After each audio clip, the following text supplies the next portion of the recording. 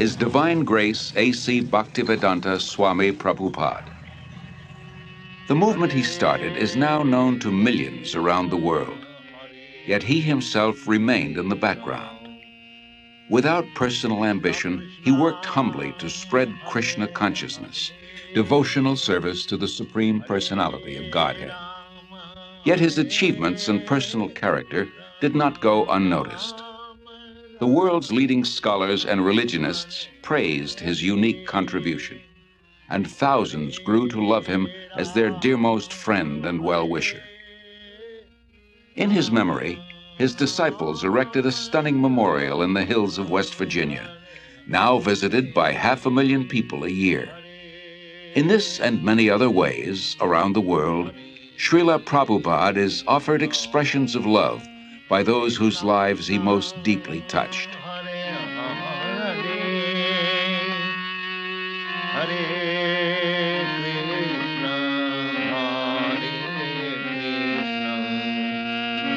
Krishna Krishna, Hare Hare, Hare Rama. Always remember Krishna, God, and never forget him. This was the goal of the rich spiritual culture that flourished in India for thousands of years. Even today, Lord Krishna is remembered and glorified through monumental achievements in architecture, art, drama, music, dance, and philosophy. Calcutta, 1896, the capital of India, the crown jewel of the British Empire, an elegant city of wide avenues and spacious parks. It is here that Aboy Charanaravinda Bhaktivedanta Swami is born. A pure devotee of Krishna from birth, Aboy Charan is raised in a well-to-do mercantile family. From infancy, he goes with his father to the Radha Krishna temple, and at age 4, the child spontaneously begins worshipping similar deities in his home.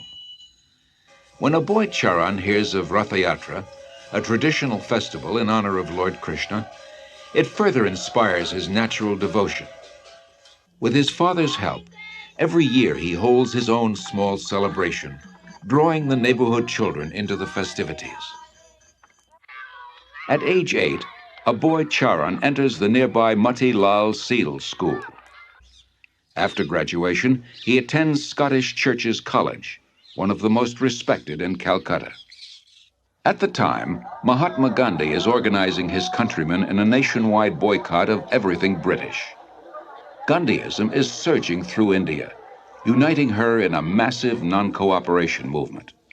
Sensitive to British subjugation of India's culture and people, Aboy Charan becomes an early supporter of Gandhi's movement. But 1922 marks a turning point in Aboy Charan's life. He meets Srila Bhaktisiddhanta Saraswati Goswami, the greatest devotee of Krishna of his time.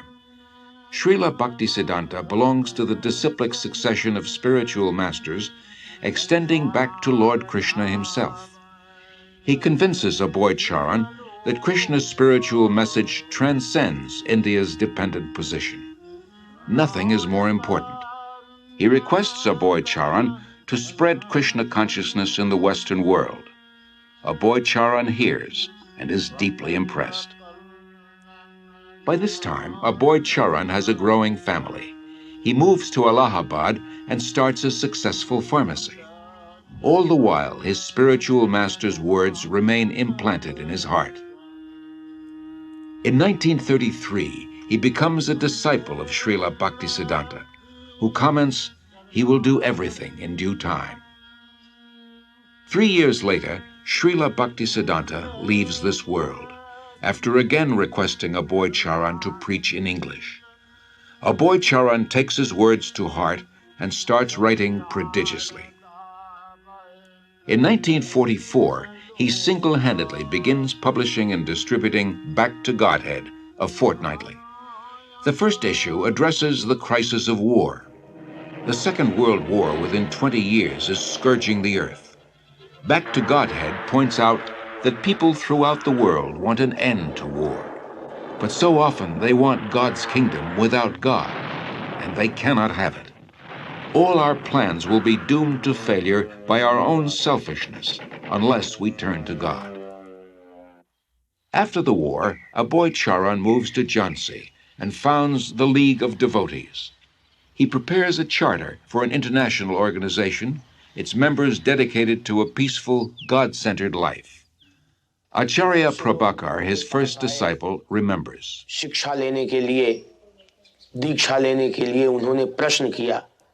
He was always teaching Krishna Consciousness, and people came to him for knowledge. After hearing from him, many wanted to become his disciple. He told them, "I can make you my disciple, but first you please chant the names of God and give up cigarettes, meat-eating, illicit sex, and gambling." But few people would agree to give up these habits. Then he said, "Indians are imitating the Westerners. I will make disciples in the West. Then when the Indian people see Westerners following religious principles, they will also follow." Following tradition, at age 58, Aboy Charan retires from family life, and 5 years later accepts the renounced order. He is now known as A.C. Bhaktivedanta Swami. He lives alone in the historic medieval temple of Radha Damodar in Vrindavan, engaged in deep studies and writing. It was in Vrindavan that Lord Krishna revealed his pastimes 50 centuries ago, and saintly persons throughout the ages have worshipped this land as the most sacred on earth. Unlike other holy men who live there, Bhaktivedanta Swami is not thinking of retiring. For him, Vrindavan is a source of inspiration, an ideal place to chant, worship, and write. Here he begins work on his life's masterpiece, translation and commentary on the monumental devotional classic Srimad Bhagavatam. Bhaktivedanta Swami calls it a cultural presentation for the re-spiritualization of the entire human society. But often he leaves Vrindavan to print his magazine and books in nearby Delhi.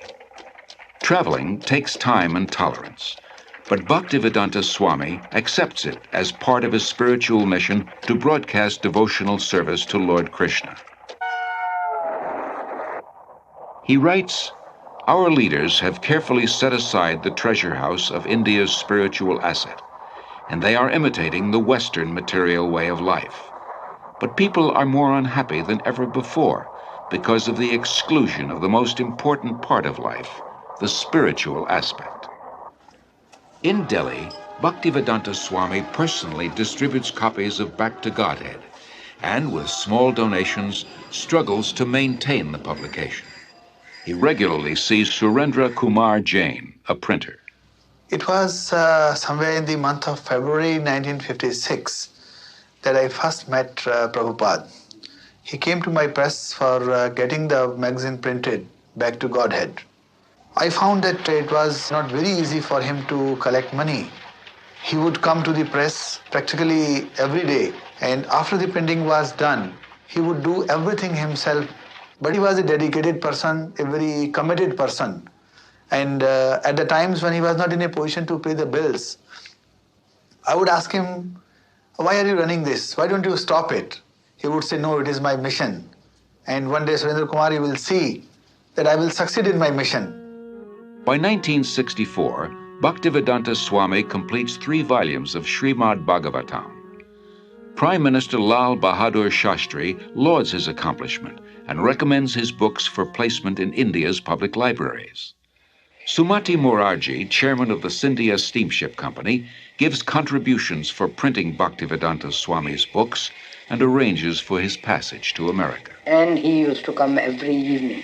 And one day he said that he would like to go to America. I was surprised. I said, "Swamiji, don't go there. You are too old to go, and it will be too cold for you." Still he insisted. So I said, "All right." So I made arrangement for him to go by Jaladuta. On way, while he was passing through Suez, that day was Lord Krishna's birthday, and he gathered all the people on board the ship, all the crew members, officers, and recited some shloka, and then some prasad was distributed to them and all that.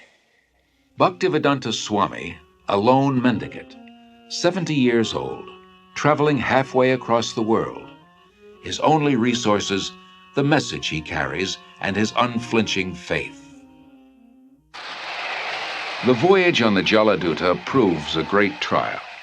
Bhaktivedanta Swami endures seasickness and then suffers severe chest pains. In 2 days, he has 2 heart attacks. If another comes, he thinks he will surely not survive. But gradually, he recovers. He writes, "I feel today better, but I am feeling separation from Vrindavan. I have no qualification, but I have taken up the risk just to carry out the order of my spiritual master." September 17th, 1965. The Jaladuta arrives in Boston Harbor. On board, Bhaktivedanta Swami writes, "My dear Lord Krishna, you are so kind upon this useless soul, but I do not know why you have brought me here. Most of the population here is absorbed in material life. How will I make them understand your message? I can simply repeat your words, and if you like, you can make my power of speaking suitable for their understanding. I have no devotion, nor do I have any knowledge, but I have strong faith in the holy name of Krishna. I have been designated as Bhaktivedanta, devotion with knowledge, and now, if you like, you can fulfill the real purport of Bhaktivedanta. Signed, the most unfortunate, insignificant beggar, A.C. Bhaktivedanta Swami." Bhaktivedanta Swami first stays in Butler, Pennsylvania, in the home of a friend's son, Gopal Agarwal, and his wife Sally. The Swami was a friend of my husband's father, Mr. Agarwal, in Agra, India. And he asked me to sponsor the Swami, and that's what I did. And that's why he came to our house in the middle of the night one night. He stayed with us for a month in Butler. And I learned, over the time, I learned to love him as I would a father-in-law. He was a very sensitive and kindly type of person. He was indeed one of the most unusual men I've ever known in my life. The Swami came with so few possessions. He came with the clothes he had on his back. He had a typewriter, and he had his books. And he had a bag of cereal. Imagine coming to a country on the other side of the world with so little, and yet he came with so much in himself. The Swami brought a pan with him in which he cooked his food, and in fact cooked our lunch too.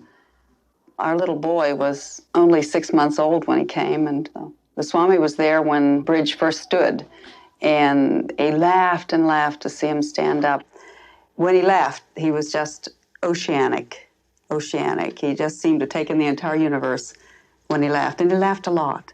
I enjoyed my association for that 1 month with him about as much as I've enjoyed anything in my life. Although comfortable in Butler, Bhaktivedanta Swami thought the most important philosophy in the world, Krishna Consciousness, should be spread in one of the most important cities in the world, New York. He moves to 100 West 72nd Street. 3 months later, his typewriter and tape recorder for translating are stolen. Bhaktivedanta Swami later said, "I came to America risking my life. I was physically unfit and at the fag end of my days. Sometimes I did not know where to live, nor was I used to the severe cold. Seemingly I was alone for 1 year, but I never felt alone. I always felt the presence of my spiritual master, so I did not lose my enthusiasm, despite all difficulties." Bhaktivedanta Swami arrived in America during a decade of discontent. There's widespread dissatisfaction with America's war in Vietnam, and with what some consider her racist, exploitative dealings at home and abroad. Disillusioned by the establishment, the youth create a counterculture of their own. Around the time Bhaktivedanta Swami came, waves of Americans are breaking away from the status quo, searching for an alternative. For a short time, Bhaktivedanta Swami lives in the Bowery in a loft given by a friend. Mukunda Goswami, who was attending his classes at this time, tells of their first meeting. He wore very thick glasses and had a big Sanskrit book spread out before him. His voice was very deep and resonant. He spoke with great authority, and the Sanskrit shlokas he spoke were very beautiful, very melodious. He was obviously a very distinguished scholar, and I became very curious, almost astonished as to how someone of his stature, he looked very much like an aristocrat, could be living and residing in the Bowery, the Skid Row of New York. And afterwards, I approached him to speak. I was standing, and he was sitting on his small dais, so he was looking up at me, and he had the look of a very happy, innocent young child. And I could see that he actually had all the time in the world for me. He wasn't short of time. I asked questions, he would answer. Then after some time, he moved to a somewhat better neighborhood on 2nd Avenue. We helped him rent a small storefront there, and he had an apartment in the back. And within a few weeks' time, this little storefront on 2nd Avenue, on the Lower East Side of New York, which was then populated by thousands of young hippies, had been transformed into a beautiful Krishna temple. Allen Ginsberg, I remember, began to come at that time. When he moved down the Lower East Side, I thought that was a stroke of brilliant social judgment, because traditionally, Swamis, yogis, Zen masters all moved uptown to the rich and were sponsored and funded by the rich, and you would find Krishnamurti living in elegant apartments on the Upper East Side with drawing rooms and French furniture, and here was Bhaktivedanta like in the depths of Calcutta, where the hippies were and where the acid heads were and the freaks and the amphetamine heads and the meth monsters.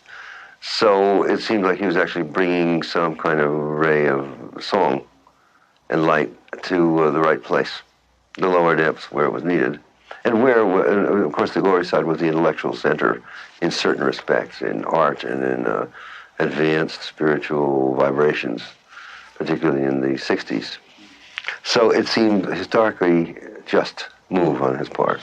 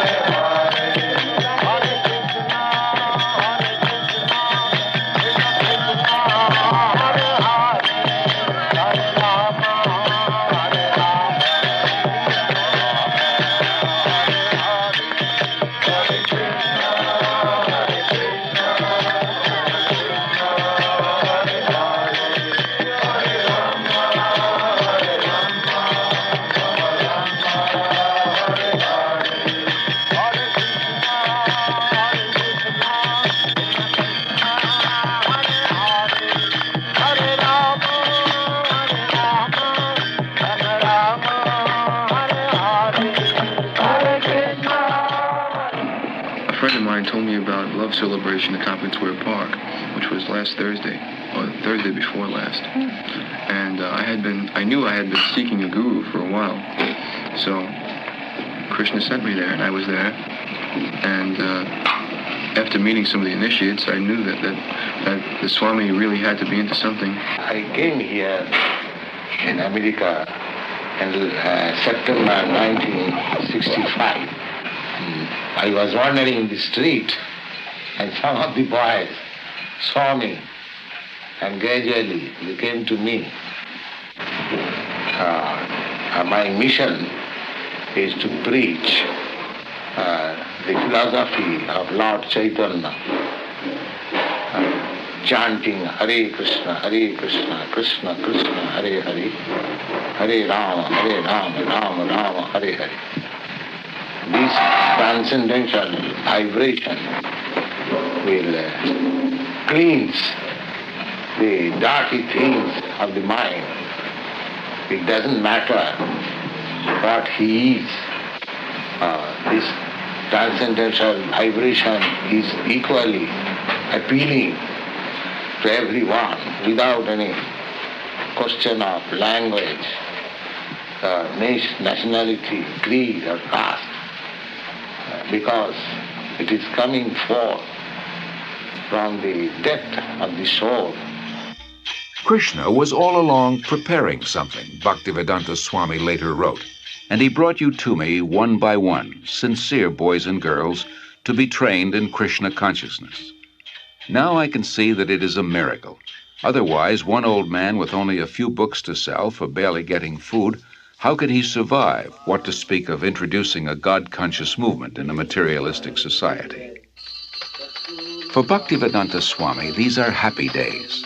Singing and speaking with the vigor of a young man, he brings the Hare Krishna movement into the public eye by chanting in the parks, by distributing Back to Godhead magazine, by holding free Sunday love feasts. Many are attracted.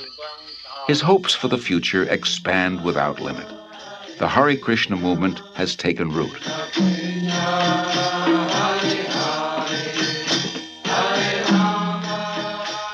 Sometime in the spring of 1967, people handed me clippings from New York newspapers saying that there was a Swami in New York City. So I went to New York to look up this person and his movement. My first contact was with disciples apart from Bhaktivedanta Swami, and I was frankly somewhat disappointed by the disciples. They seemed to be not very informed about what they were doing. They were a little unclear about the whole thing.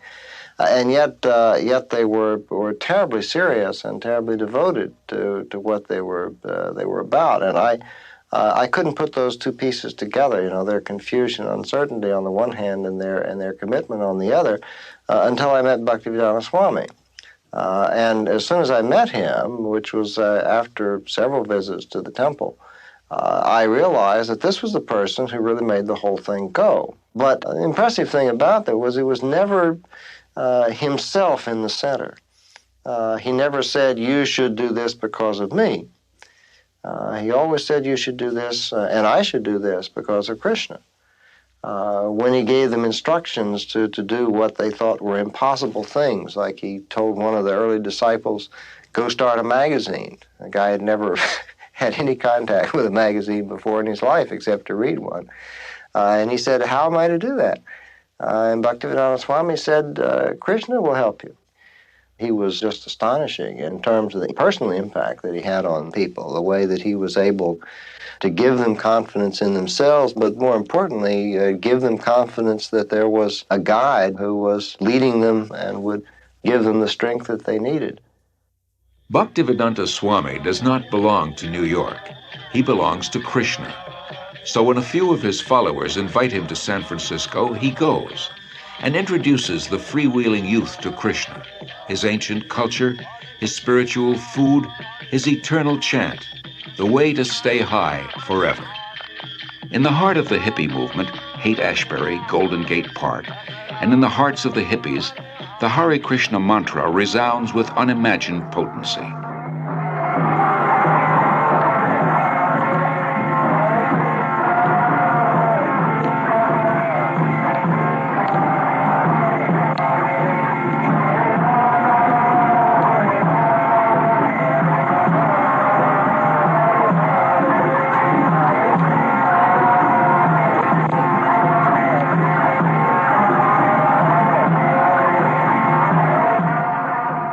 As in New York, Bhaktivedanta Swami gathers sincere followers.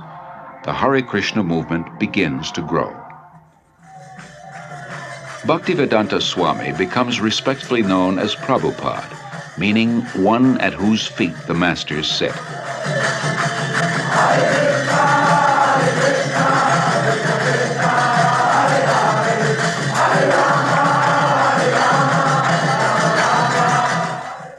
From Montreal, Prabhupada sends 6 disciples to open a temple in London. Yamuna Devi Dasi remembers. So we went to London that fall, and although we had no permanent place of residence and we were completely dependent on Krishna, somehow or another, by the enthusiasm that Srila Prabhupada had given us in Montreal, we were able to make contact with George Harrison, who was a member of the Beatles at the time. And he was such a pleasant person to be with. He so much appreciated the Hare Krishna mantra that he immediately said, let's make a 45 record. So we'd cut a record, and he was very pleased with it, did a little background music on it, and it was released, and Apple organized tours for us. We went to Germany and France and had television coverage. And in this way, the London Times wanted to do, the Sunday Times wanted to do a feature on us, and we were able to send the report back to Srila Prabhupada with the headlines, Krishna Consciousness Startles London. As people come to him, convinced of the Krishna conscious philosophy, Srila Prabhupada accepts them for initiation, not on the basis of birth, as in the rigid Hindu caste system, but on the basis of qualification and sincerity. In the whole history of Indian spiritual life, no one has ever attempted something as bold and seemingly impossible, to transform Westerners into full-fledged devotees of Lord Krishna. But by his intense spiritual energy and compassion, Srila Prabhupada is successful beyond his own expectations. How old is the movement? But from historical point of view, it is about 5,000 years old. Why has it just begun to really catch on in the Western world? I mean, just recently, in recent years, has it begun to sweep the Western world? Why is this? The Western world, the younger generation were being frustrated in the hippie movement. So, when they saw something tangible, they accepted it. What things would, if everyone in the United States believed in Krishna to the extent that you do, what would happen to this country? How would it be transformed? They'll be very happy and peaceful. There will be no more hippies. What would you describe as a hippie? Someone who smokes. You know better than me. Something extraordinary.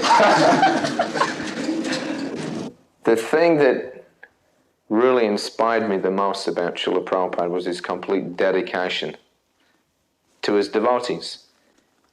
The thing that Prabhupada liked the best was to be with his disciples. It wasn't that he took on large amounts of disciples and then sat back and then just pushed them to do this and that and the other for himself. He did more for us than we ever did for him. And traveling with him personally, I got to see what a tremendous sacrifice he made for us. But even when he was ill, he would still preach.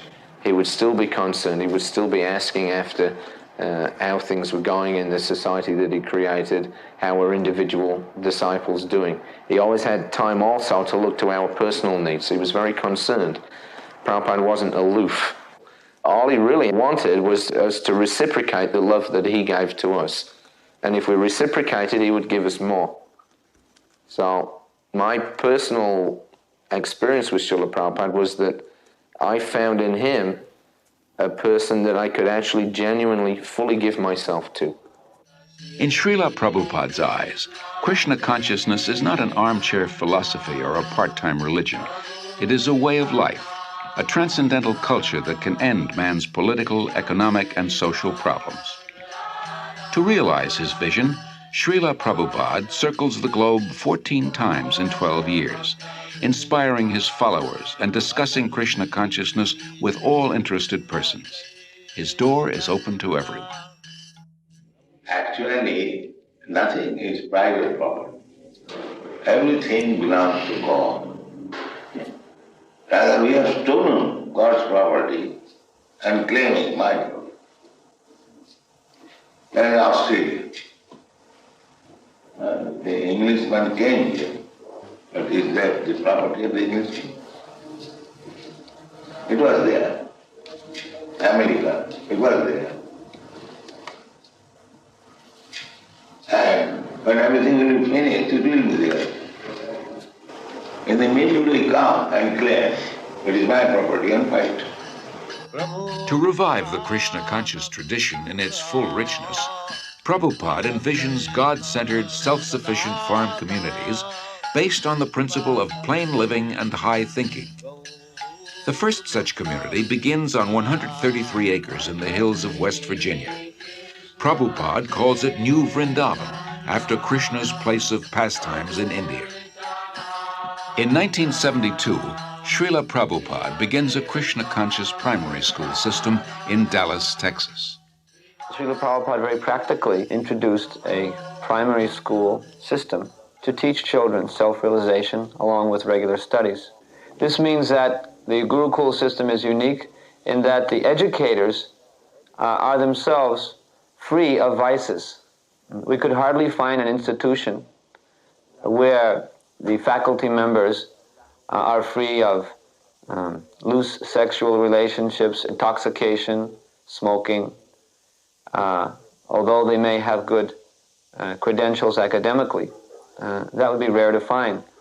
But in Krishna consciousness, the teacher must also be on a platform of pure devotional service, because the children are very impressionable and they'll learn whatever their educators are actually doing, not just what they're saying. So these were some of the principles that Srila Prabhupada introduced in Gurukula. Srila Prabhupada gradually trains his disciples in the time-honored tradition of deity worship to help them advance spiritually. He explains, "I have introduced this system of deity worship among the non-believers, the atheists.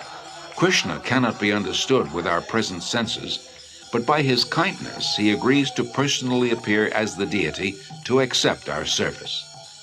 When we are attracted to the beautiful form of the deity, we will forget our attraction for material things.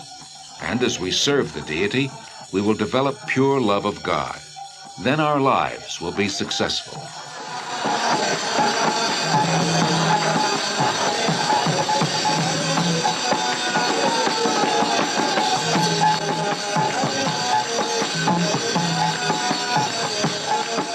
In Melbourne, Australia, Srila Prabhupada worships Lord Chaitanya, a divine incarnation of Krishna. By Chaitanya Mahaprabhu's mercy, we have installed the deity here in your country. You are very fortunate that Chaitanya Mahaprabhu has come to your country to teach you how you become free of all anxieties. This is Chaitanya Mahaprabhu's mission. Everyone is full of anxiety, but everyone can be free from all the anxieties if he follows the path chalked out by Sri Chaitanya Mahaprabhu. As people are fallen in this age, the method also has been offered very simply. They have been recommended simply to chant the holy name of God. That's all. For 5 years after first arriving in America, Srila Prabhupada presents Krishna consciousness primarily to Westerners, from housewives to hippies to heads of state. Then, in November 1971, after a world tour, he returns to Delhi with some of his followers. The mayor receives him with the fanfare that greets a homecoming patriot. Prabhupada quotes Lord Chaitanya, "It is the duty of those born in India to benefit others by spreading Krishna consciousness. This is India's greatest glory, her unique gift to the world." 30,000 Indians gather nightly at the Delhi fairgrounds to see the Western devotees and hear Prabhupada speak.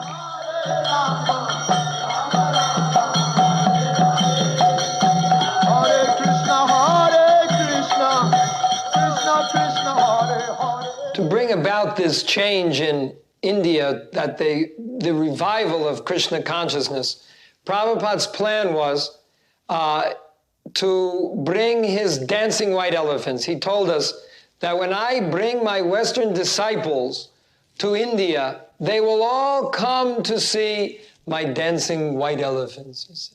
So we were actually very fond of being Prabhupada's dancing white elephants. We took that as the special mercy of Prabhupada on us, that we could be his dancing white elephants and help him in any way we could to preach Krishna consciousness in India.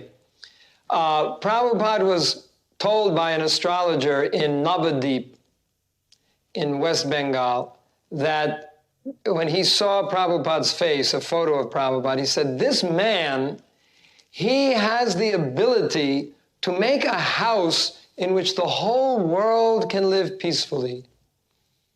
To make a house in which the whole world can live very peacefully. And when I told Prabhupada that, he said, yes, that is my mission, that within Krishna consciousness, the whole world can live peacefully. While the Hare Krishna movement spreads worldwide, Srila Prabhupada wants to nurture its roots in India. He journeys to Mayapur, West Bengal, the birthplace of Lord Chaitanya. It was Lord Chaitanya who inaugurated, 500 years ago, the congregational chanting of God's holy names. In Mayapur, devotees purchase a small tract of land and start constructing an international guest house. For a handful of devotees who know nothing about construction, this is not an easy task. Srila Prabhupada directs and encourages them. For ourselves, he says, we are happy and satisfied living in a grass hut. But if we simply have a hut, who will come here? The more we develop our land, the more people will be attracted. Prabhupada plans to build a temple of understanding to house the world's largest planetarium, and around it, a spiritual city with schools, shops, farms, and many temples for worshiping Lord Krishna. Within the hearts of India's people is a natural respect for the eternal Krishna-conscious culture.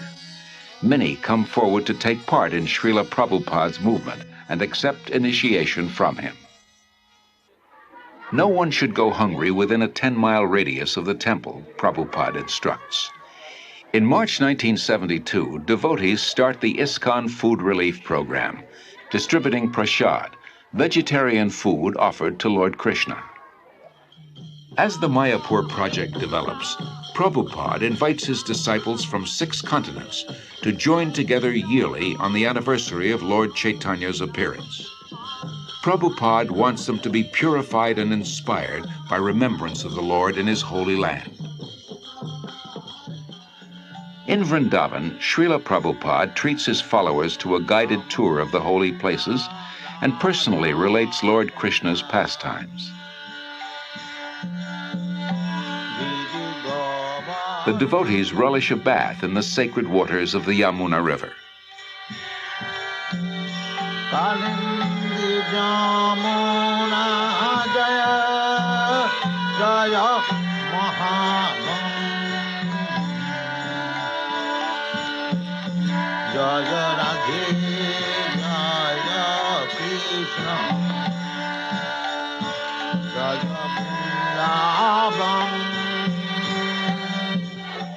Prabhupada acquires land in Bombay, India's most cosmopolitan city.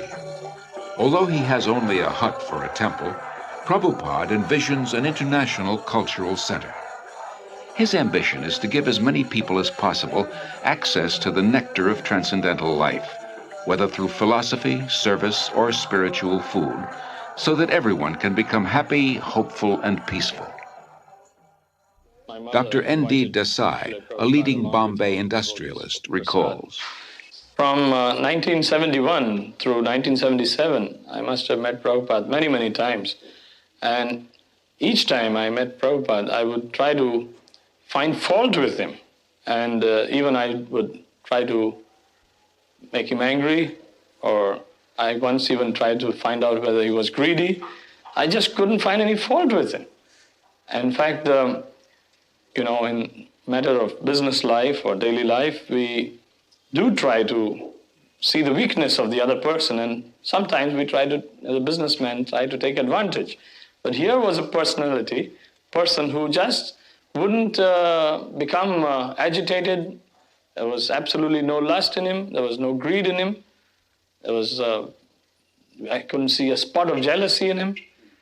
And then I realized, after 6 years of that he was a very empowered, divine person. Gradually, Srila Prabhupada says, I am seeing all my dreams being fulfilled. In Bombay, a spacious marble temple, a theater, a restaurant, a library, and a twin-towered 7-story hotel.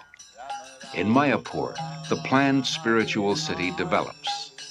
Hare Krishna, Krishna Krishna. In Vrindavan, the popular Krishna Balaram Temple, an international guest house, and a secondary school. Prabhupada sees his society grow into a worldwide confederation with more than 100 temples, restaurants, institutes, schools, and farm communities.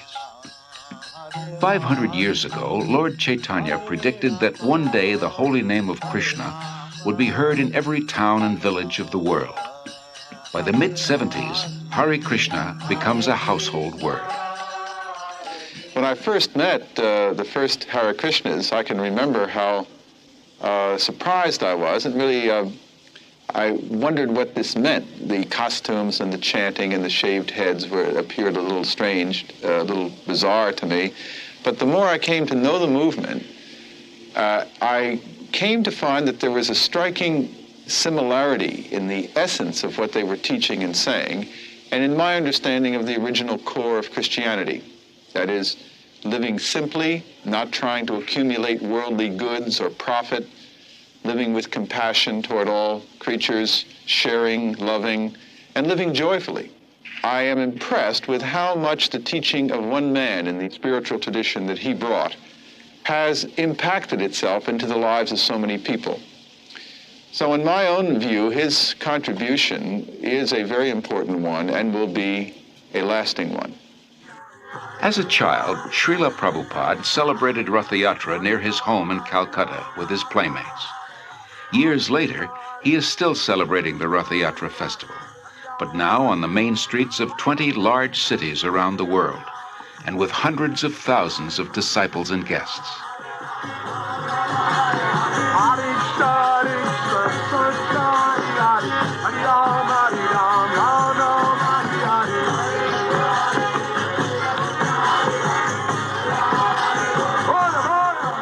People follow, imitate Americans. I am traveling all over the world. Everywhere I see they're trying to manufacture this skyscraper building, imitating your country. So, if you kindly become Krishna conscious and chant and dance in ecstasy, emotional love of God, the whole world will follow you and it will be Vaikuntha. There will be no more trouble. Thank you very much.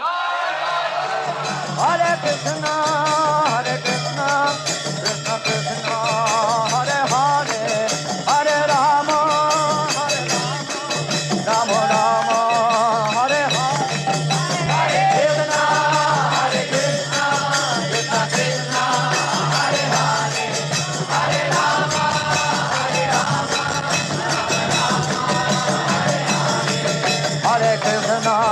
Hare Krishna, Krishna Krishna, Hare Hare, Hare Rama, Rama Rama, Hare Hare, Hare Krishna, Hare Krishna, Hare Hare, Hare Rama, Rama Rama. Whether before huge crowds or a few disciples or alone, Srila Prabhupada's mood of devotion prevails.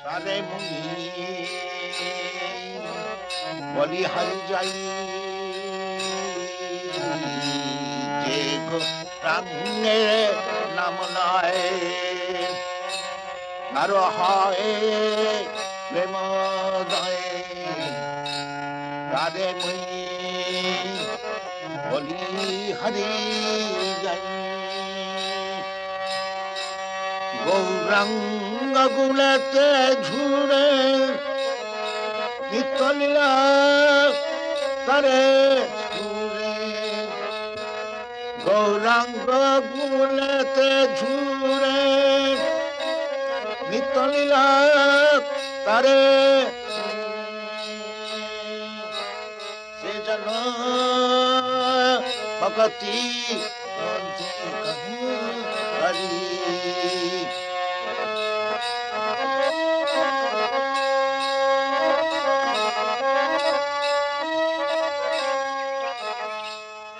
Wherever in the world he happens to be, Srila Prabhupada follows a regular daily schedule. In the quietude of the early mornings, he goes out for lengthy strolls and shares intimate moments with a small group of students and guests. Rejecting superficial and dogmatic thinking, he carefully guides his students to increased insight and understanding. After his walk, Srila Prabhupada greets the deities of the Supreme Lord, offers obeisances, and lectures on a verse from Srimad Bhagavatam.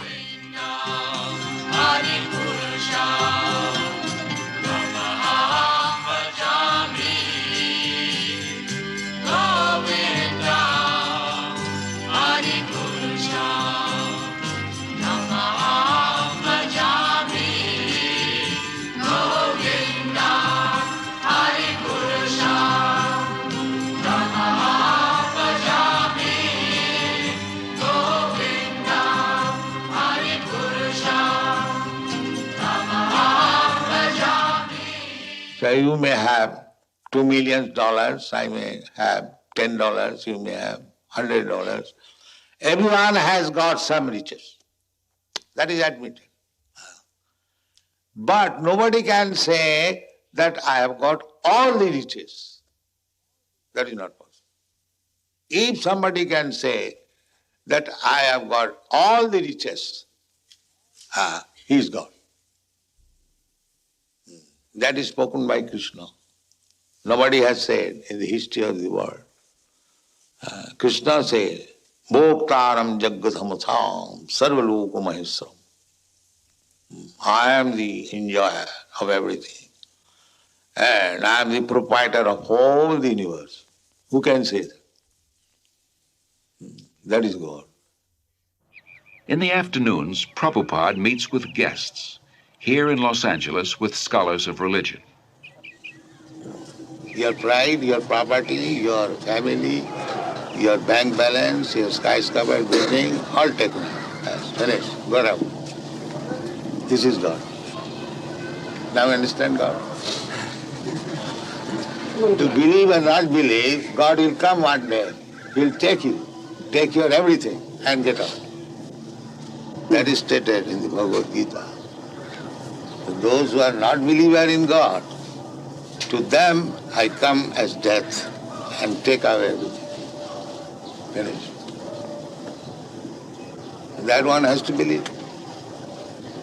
Yes, as sure as death. Then God is sure. So unless one is madman, he cannot say there is no God. Anyone who denies the existence of God, he is a madman. Prabhupada, wouldn't it be better to say he's blind, he's stupid? Yes, the same thing. The mad is the sum total of all stupidity. Festival takes place. Wherever Srila Prabhupada is, he continues to write prolifically. Rising long before dawn, he spends hours translating and commenting on original Sanskrit and Bengali texts. Or sometimes they wash their hands and feet before entering the temple. His most significant contribution is his books. Srila Prabhupada sees 60 million distributed in 28 languages. Professors from dozens of major universities use them as standard texts and write appreciative reviews. He also did a very important work in introducing to the Western world for the first time the devotional philosophy of Sri Krishna Chaitanya. Not only did he introduce these texts, but he introduced them in a way that was quite different from the other translations that had been made. I'd read so many different translations, for example, of the Bhagavad Gita, which had all been interpreted from the impersonalist type of philosophy of the Advaita school. And here, you might say, for the first time was a truly devotional translation, a spiritual translation of the text, which I felt really came much closer to the true meaning and the purpose of the Bhagavad Gita. Established in 1972, the Bhaktivedanta Book Trust exclusively publishes Srila Prabhupada's works.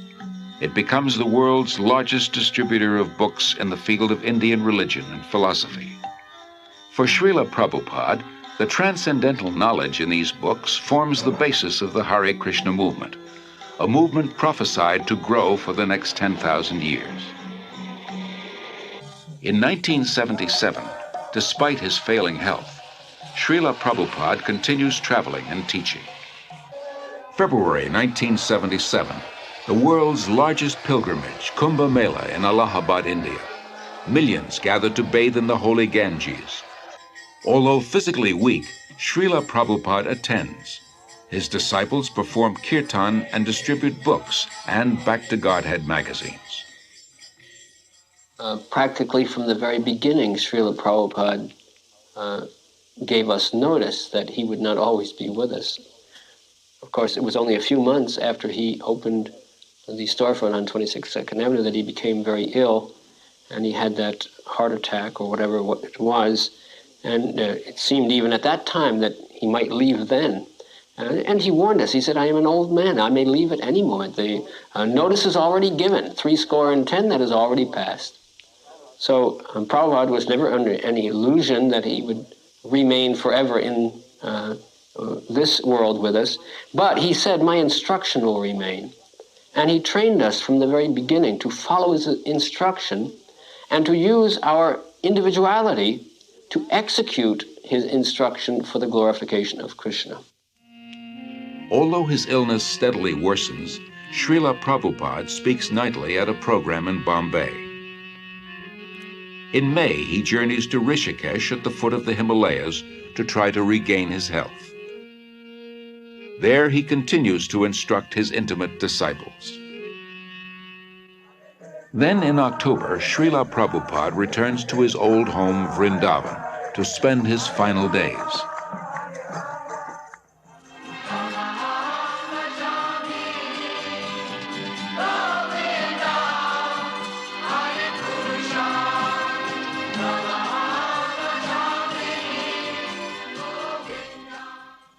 Even though he is physically incapacitated, Srila Prabhupada's intellect remains clear.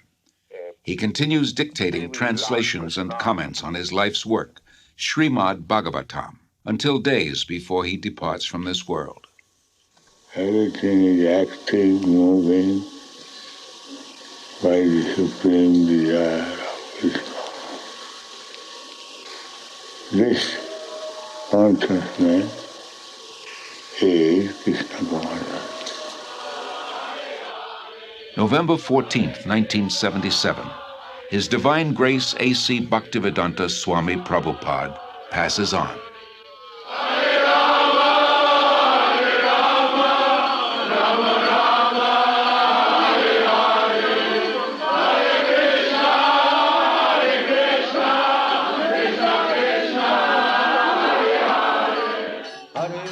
That divine personality who spoke on different subjects with thousands of meanings, who imparted knowledge in thousands of ways, and who inspired thousands of devotees, has now returned to his Lord, Sri Krishna.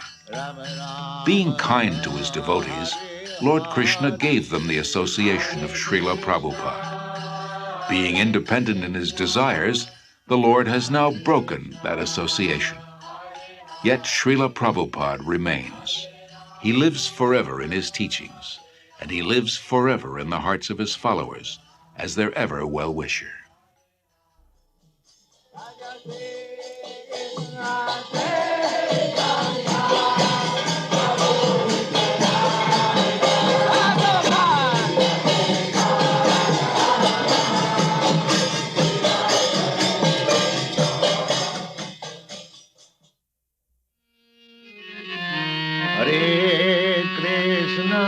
Hare Krishna, Krishna Krishna, Hare Hare, Hare Krishna, Hare Krishna, Krishna Krishna, Hare Hare, Hare